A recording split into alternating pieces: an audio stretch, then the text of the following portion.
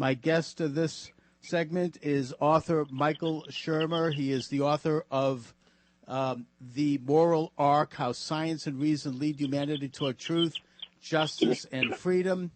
Previously, the author of Why People Believe Weird Things, The Believing Brain, and 8 other books on the evolution of human beliefs and behavior. Michael, thanks for joining me this afternoon. Oh, good morning, and you're welcome. Thanks for having me. It's an interesting book. There, I tend to agree with certainly things you say both at the beginning and the end of the book, in that I agree with you that we seem to be living in times that are more moral than at any time in history.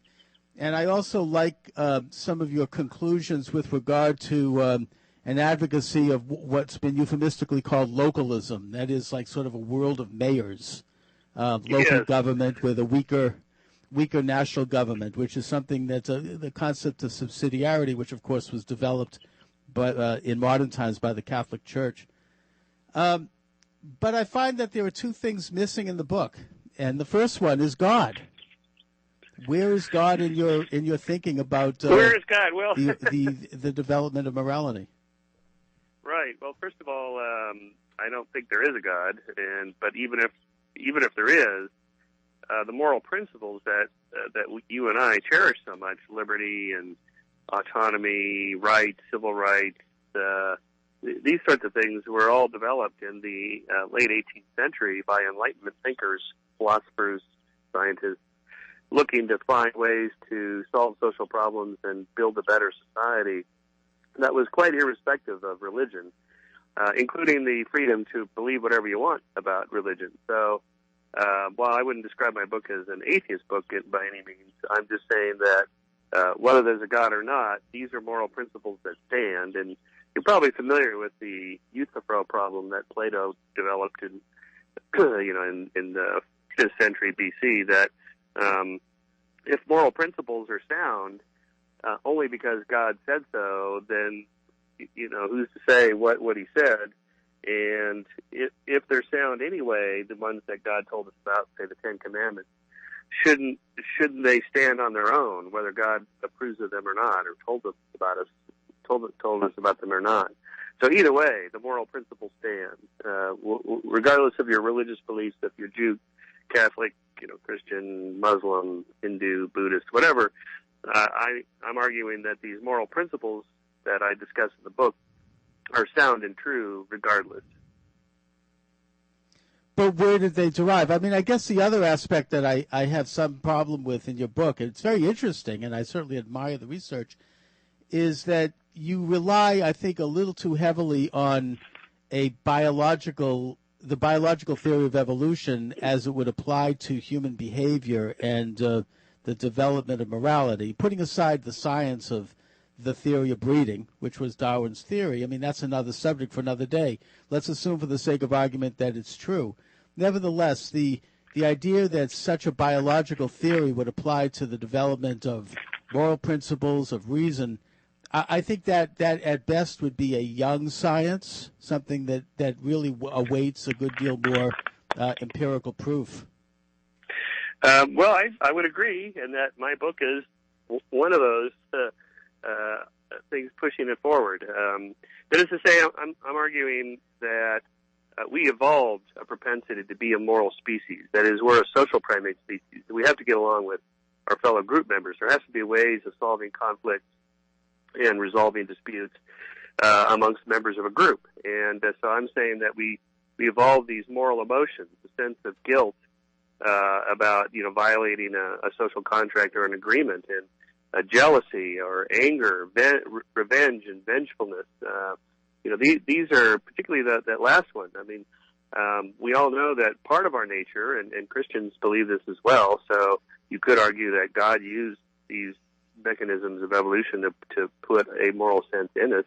Indeed, some people do argue this, that we have a dark side, a sinful side. That is, we know that there are people, all of us, who tend to be a tiny bit selfish sometimes. Maybe we should be slightly more generous. So we have these emotions like anger to strike back at people who will take advantage of us.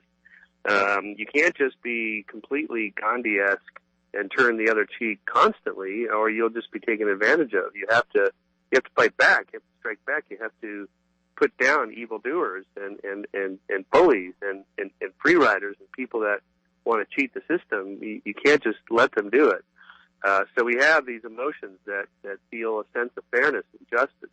And when you're wrong, we all have felt that deep, hot, burning anger inside. Like, that is not right. I don't like that one bit that you're doing this to me. That's normal.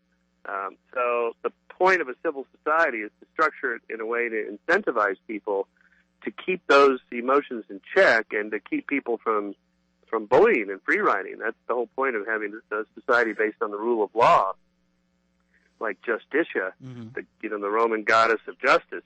She's got a blindfold and a scale for fairness and balance, but she also has a sword to apply the rules to everybody, and they have to be applied firmly, immediately, because we all know people will cheat the system, and it's not, in my argument, it's not that there are a few evildoers in the world and the rest of us are good. It's that all of us have a sinful side, a dark side, a side that can turn too dark, and therefore we have to keep it in check. Now, religion has been a force for this over many, many thousands of years, and when I'm arguing in the moral arc, what's really bent the arc even more in the last couple centuries, as Dr. King pointed out, is rights. The whole idea of that we have rights, and the rights have to be enforced by the rule of law. You need a strong government and a strong judicial system and a strong police force and a strong military to protect our freedoms from people that want to take them away. So I really think conservatives will like my arguments in the moral arc that hey, this guy's defending the rule of law and law and order. I mean, we got to have it because we have a sinful side. Wherever you think this sinful side comes from. I certainly do agree with that as well, but I think that you're missing a major piece when when you're not looking at the origins of it. And your metaphor of Martin Luther King is a good one, but we should also mention he was a Christian minister, and that his movement was a Christian movement. He certainly was. His movement was primarily a Christian movement. It was and by the way, it was based upon a Judeo-Christian idea that comes from the Book of Genesis, and that would be in complete opposition to Darwinian philosophy, and that is that men and women, and it does say women, by the way, are created in the image of God, which means that therefore we're all equal under God. Now that is an idea that if you take a look at Darwin's idea with the idea of breeding, you would have to conclude that men and women are unequal because we're at different levels of the evolutionary chain. Some of us have been bred with superior members of the species, others with inferior, on the way toward popping out a new species. But the idea of the whole civil government, which is a great idea, that also, I would argue, in a Western context, certainly the other main religions have legitimate versions of it, but in our Judeo-Christian West, that also derives from the Torah. That comes from the separations that are laid out right out of the first line of Genesis. The whole idea, I mean, if you want to take a look at a secular world without God, you can look at the Soviet Union or Nazi Germany. These were secular atheist movements where man decided to create moral principles based upon expediency or based upon some, utopian idea that was devoid of an objective decalogue of morals that were out of the reach of man, which, of course, is what the whole belief in God's all about. Okay. Well, you packed a lot in there, so let me address those one by one. First, created in God's image. I don't see how you derive equality out of that. Why does it imply that we're equal? Because if we're every individual, every single human being, which is an image of God, therefore we're all equal. I mean, that's the basis. Okay. That's what that says. Then how come it took 4,000 years until the rights revolutions in the late 18th and early 19th You're right. century to actually do something about it? I agree. I agree with you on that, Michael. But the point is that the principle was laid out in a world that was unbelieving, and it took thousands of years for man to evolve toward a more true belief. But the principle was laid out clearly, and the journey of history has been a move toward a realization of that by enfranchising individuals. Okay. I mean, which is the whole idea all right. laid Well, out in the beginning. I think those ideas came from the invention of rights in the late 18th century. But nevertheless, we can agree to disagree on that, but and agree that the arc is bending toward justice. Now, Dr. King's influences, one of his primary influence, he said, was Gandhi.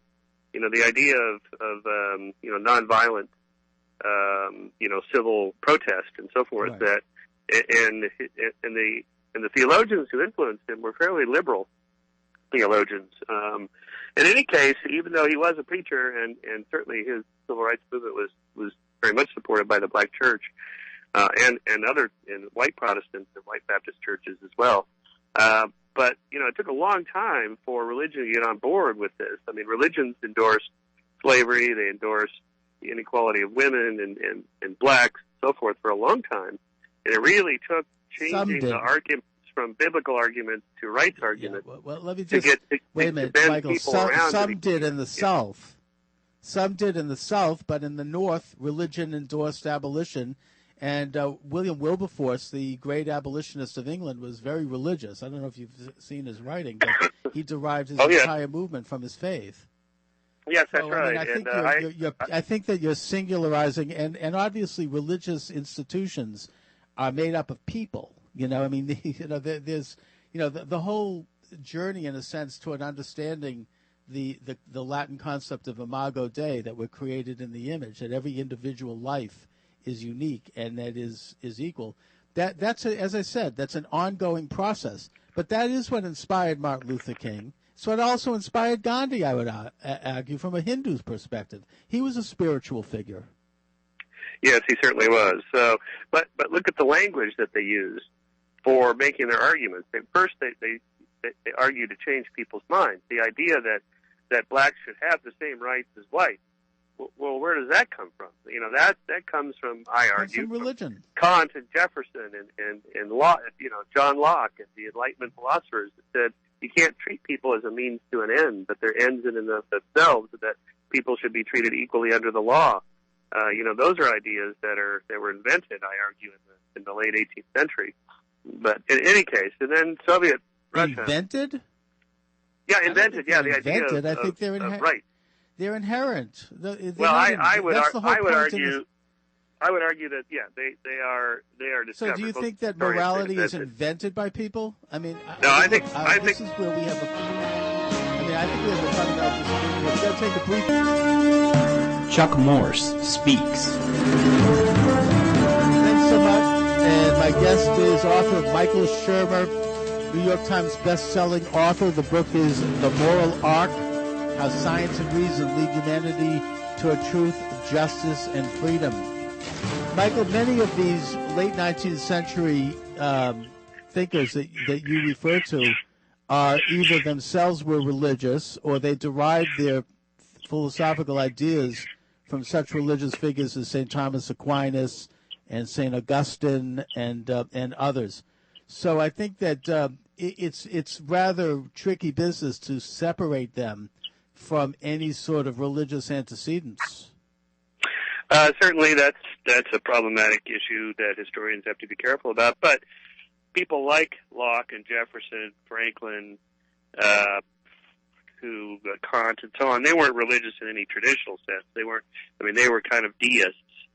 Founding fathers of the country were, for the most part, pantheists or deists. They weren't atheists, but they weren't anything like evangelical Christians that we think of today. Pantheists? And I've never heard pantheist. I've heard deist. Yeah, but deist. I mean, right. Washington was a Christian. I mean, and I think Jefferson was. You're right. He was a deist, but he was very influenced and said many times by biblical principles. He didn't believe in Jesus as Christ. That's true, but he was a. He drew his moral content, and you can see many statements that indicate that from the Bible. And I think I've never heard pantheist. I think that they were not. They were deist in that they believed that, in a sense, God was no longer an active player on the earth. Correct. Which is what deism is all about. and that it was, in a sense, their responsibility to derive the Decalogue and enact it. But they weren't making it up. I mean, they looked to but even that, the laws even that, of. I mean, if these ideas are sound, how come it took so long for them to be pulled out? And why are they not very clear in the Bible? I mean, the Decalogue is not a very good list of moral principles. I mean, the first several you just have to look to the Talmud. They just have to do with the relationship As a Jew, with God. I look to the Talmud, and I look to the Talmud, and I look to the rabbis. I mean, you're right; it's not always clear. There's a lot of mystery. And as far how about as something clear like "Thou shalt not enslave thy fellow man"? How come there's something like that in there? "Thou shalt not rape women." How come that's not in there? Well, the Bible, I would argue. I mean, I'm glad you brought it up, Michael, because I think that's often a misconception. I would suggest to you that the Bible, the 5 books of Moses in particular, set mankind on the path toward abolishing slavery by putting in rules for how to treat people who, they're called slaves in the Bible. They're not slaves in the sense that we think of them in, communist Russia or Nazi Germany, where the entire country is enslaved by an atheist government. They were enslaved in that they were servants of the household who had rights. And yes, there was slavery. That's what existed in ancient times. It was collectivist times. But the Torah moves man in the direction of abolishing slavery slowly. It doesn't do it overnight because that wasn't the condition of man. Because man was not ready for that at the time. Those were collectivist times. I mean, Frederick Engels was right. It was primitive socialism. Man had not yet developed a consciousness. He had not yet developed an understanding of the separateness of the individual operating as a free agent. I mean, these are developments, and this is where I come to agree with much of your writing. These are modern developments that took millennia to emerge, and I think in today's world, with the computer and with information as it is, the mind of man and the ability of man is going to expand even more as we get more information, as we understand the nature of the universe and of God's creation better. But this is the true evolutionary process. But it's not a biological evolution; it's a spiritual evolution. It's a character evolution. Well, I would call it a cultural, political, I would agree. Rights revolution. But let me address. But there's a big difference between that and a biological claim of evolution. Oh yes. No, I'm not claiming. My argument is not biological in nature. I'm saying that we have a biological sense of. Well, I think it does tend to be a little bit there. Well, it seems like it because I write about evolution a lot.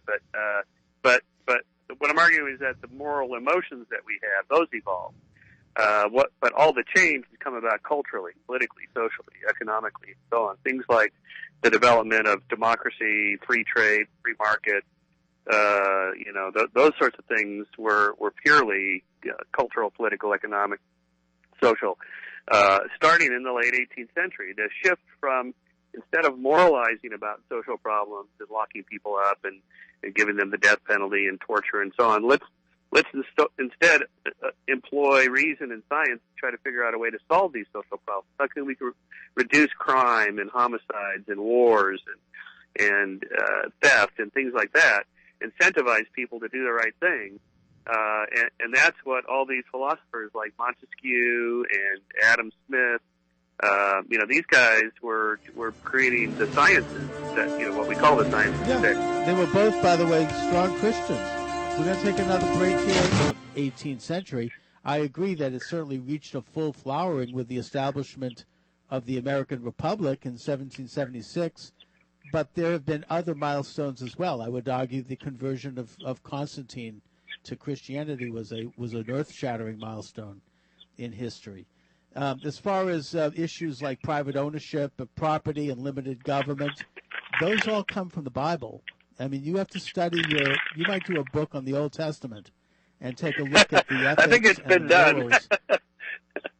Well, yes, actually, you'd probably write a good one.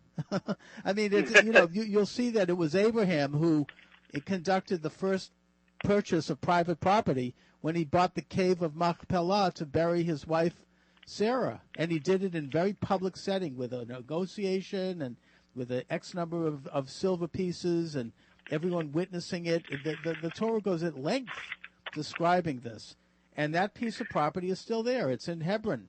So, this is but I don't recall people like established. Jefferson. I don't recall people like Jefferson citing that as an example of where they get this idea that of He cited plenty, individualism. actually. If you might study that as well. He did plenty of citing of the Bible, and the Bible was very influential in his thinking. I think that can't be denied. But let's, rather than quibble over the Bible versus the sudden popping out of morality in the 17th century, I mean, I'll point out that the central principle of the Bible is that rights and morality comes from a source outside of the manipulative powers of man, whether that source be God, which is what we call it in the West, or whether it be what you might call nature. The point is that it's beyond. It's not invented. It's not. I mean, That's that was right. the Marxist Correct. idea that realities and moralities are invented by as a conspiracy by people who are trying to exploit people. That's why they invented religion as what he called an opiate to fool people so they could be more easily exploited. The religious idea is that morality exists. It's immutable. It exists outside of human manipulation. Well, I happen agree to with think that. that source is a spiritual source.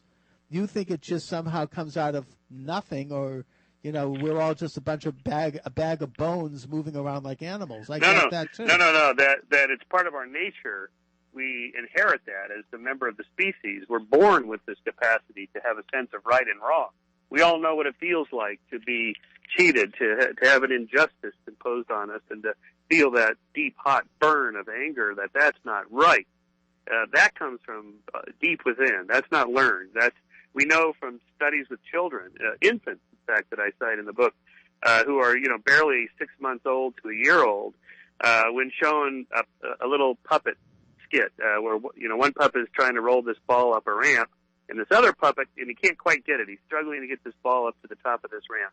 And this other puppet comes over, and there's two scenarios. One, the other puppet helps him and gets it to the top, and they hug, and they're happy, and so on. Or in the other scenario, the puppet slams him down, hits him down, and he can't make it, and he's the evil puppet. And then, so infants are then given the choice how they would, which one they would like to play with, or which one they would like to, be nice to, and so on. And they always pick the nice puppet, the puppet that was helpful. So they have a sense pretty early on, born with that sense that that's the good puppet, and that other puppet is an evil puppet. So we have a sense of good and evil pretty early on. Also, in my talks, I show this video clip that I talk about in the book from Franz de Waal with capuchin monkeys, which are these tiny little brain monkeys, and where they're trained to exchange a little pebble for a piece of cucumber slice, a piece of food of any kind. And they're normally given a piece of cucumber slice, which they like, but they like grapes better. So in this video clip, these two capuchin monkeys are sitting side by side in these two cages, transparent cages. And the one is given, he swaps a stone for, I'll finish the story in a minute. Story about these little monkeys, the context is that we evolved a moral sense. That is, all sentient beings have a sense of right and wrong when they have a sense of injustice. So these two capuchin monkeys have been trained to swap little pebbles for food, which is very simple to train them to do. And they're normally given these little slices of cucumber, but the one monkey just got his slice of cucumber, which he ate and liked, sees that the other monkey gets a grape, and they like grapes more than cucumbers because, who doesn't? And so he sees the other one gets a grape for his little pebble, so he gets all excited, like, oh boy, I'm going to get a grape, and he runs over and gets a stone, hands it to the experimenter, and he gets a piece of cucumber slice. So he takes a bite of it, and he realizes, wait a minute, I just got a cucumber, and that other guy got a grape, and he sticks his arm out the cage and hurls the piece of cucumber at the experimenter. It's just hilarious. You can find it on YouTube if you just type in capuchin monkey cucumber slice. And it's an example of, he is angry. He slaps the floor, he rattles the cage, and he's clearly upset because that was an injustice. So I'm claiming that you and I are in agreement that we don't invent the idea of right and wrong. We have that as part of our nature. Now, you think God gave it to us, but I would simply ask, well, how did God give us that sense? I'm claiming that just like evolution created our bodies, evolution also created our moral emotions. And if you want to argue that's how God does it, he uses evolution just like he uses gravity to create solar systems. That's fine, but that's not my position. But no, that's a tenable position. What I would argue, Michael, what I would argue, Michael, is what Thomas Jefferson argued, which is the rights are immutable and that they are self-evident. They're not evolved. They're not created. They exist outside of human nature. They exist in what I would argue is a spiritual context, but they're not part of some evolving. I mean, the only morality in the theory of evolution was described by Herbert Spencer, and that is survival of the fittest. You know, no, so I if disagree we're with going that. to See, go he with was, an evolution, well, that's I'm Spencer, talking Darwinism here. Spencer was a social Darwinist. Darwin was not a social Darwinist. Darwin was a social Darwinist, and so wasn't his cousin He would have rejected Dalton. that. The Origin of Species, the term survival of the fittest, and in his book, The Descent of Man, he referred to the Australian Aborigine as closer to a gorilla than man in the stages of evolution. Okay, Darwin was no. Stop. Darwin was not a social Darwinist. He was a slavery abolitionist. He believed in the equal rights of men. He championed the rights of women. But anyway, all that's irrelevant because that's not what Darwinism implies. What Darwinism implies is that we evolved a moral sense. This didn't come about till a century after Darwin, in any case. That is the evolutionary ethics, the study of where our moral emotions come from. That's developed in just the last few decades. It's an area that I work in. And what we've shown is that you can't just be selfish. You can't just be survival of the fittest, and that's it. Because other sentient beings, other members of your group would simply do the same calculation as you and be super selfish and greedy and aggressive and violent and so on to get what they want. And the whole system would fall apart. There has to be a way of being also pro-social, cooperative, altruistic. So we have a sense of being altruistic, of being pro-social, being cooperative. That's also part of our nature. We're a little bit greedy, but we're also a little bit nice and generous. We have both senses in us. So the whole point of a civil society is to tilt the incentive structure to be on the good side rather than the dark side. That is, give tax breaks for donating to charities.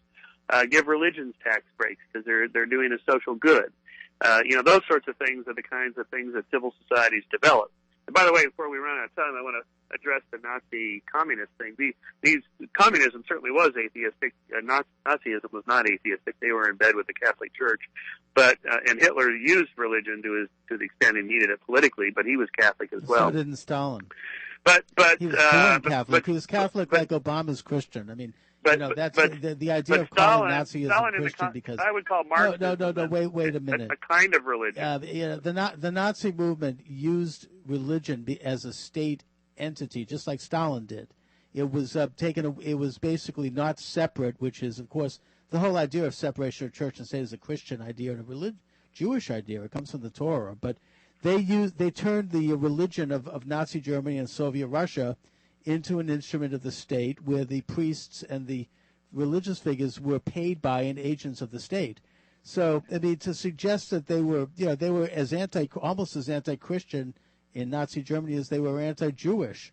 They believed that Judaism was in a sense, the font of the problem.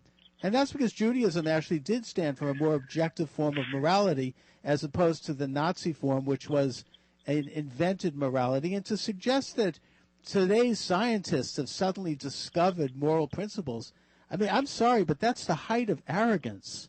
I mean, that's not what I'm arguing. Okay, let's back up for a second. Okay. What I'm saying is that those two regimes were anti-Enlightenment, anti-science. They were this blood and soil and race and they claim to be scientific. Scientific socialism. Marxism is a kind of religion. It's a faux religion. It's a godless religion.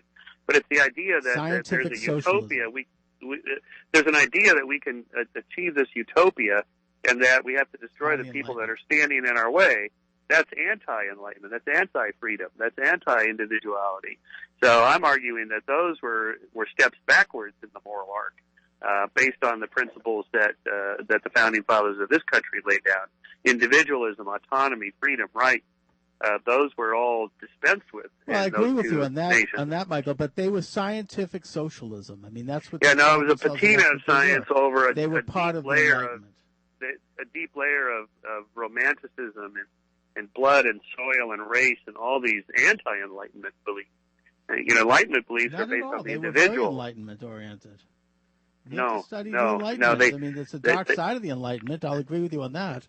But, I mean, those things, this collectivist idea of race, I mean, these things were promoted starting with the French Revolution, and they were very much a part of Marx's ideas, and they all wrapped themselves in the flag of science. So did Darwin. We need to distinguish between the French Revolution and the American Revolution. Very different entities. You bet. The French Revolution. Absolutely different. Yeah, the French Revolution was too violent. The American Revolution was conservative. That's right. Yep, exactly. There's a way to do it. Reestablish natural rights that were given, as Jefferson said, by the Creator, but in the Declaration of Independence. But look, I mean, again, we're talking here about just to briefly also go back to Darwinism. The whole principle, the theory of Darwinism, which is a theory of breeding to shoot out a superior species, a race. And no, stop. That's social Darwinism. Oh, yes, it was. That's not what natural selection predicts. That was exactly. Go back to your. Have you read the Origin of Species? Yes, of course. That's not what it says. It gets into it in length, and particularly the second book, The Second Man, goes working. Admire your book. I tend to keep reading. Again, the only problem I have with it is that it doesn't. We've edited God with out of the picture, sort of like the way Stalin might have edited the picture. And that to me is actually not good science, putting aside an accurate depiction of history. And I think you're a little too fast and loose with Darwin's theory of breeding and applying it to moral principles. But no, I think we only have a minute or so, so I want you to the last word. I think it's an unfortunate misunderstanding a lot of people have of Darwin. But anyway, my point in the moral arc, and by the way, thank you for reading it. I appreciate that. Is that the arc is bending toward justice, freedom, and truth, and that we have something to be proud of. We've been doing something right for the last couple centuries, and we should do more of that. Liberal democracy, free market, individual rights, the rights of all people to be treated equally under the law. These are the kinds of things that we've made a lot of progress on. Gay rights is coming next. Same-sex marriage, this is coming this year. That's another rights revolution. Animal rights, sentient beings, people, animals have a right to be treated with dignity and not made to suffer and so forth. These are ideas that have expanded over the centuries, and I think our species should stand up and say, "Hey, we've been doing something right. Let's do more of it." And that's what I mean by the moral arc. All right, Michael. Great. All right, listen, I want to thank you for joining me. All right. Thank you. Listen, take care and best of luck. All right, take care. Bye-bye. Thank you for having me. All Bye-bye. right, my pleasure. Take care. Okay. The book is The Moral Arc. Michael Shermer's the author. The book is a New York Times bestseller. The book is available in all major bookstores, Barnes & Noble, Amazon. How Science and Reason Lead Humanity Toward Truth, Justice, and Freedom. You can check out my books, not to get into a plug here, but they're available at Amazon and Amazon Kindle as well. And we shall be back in hour number 2.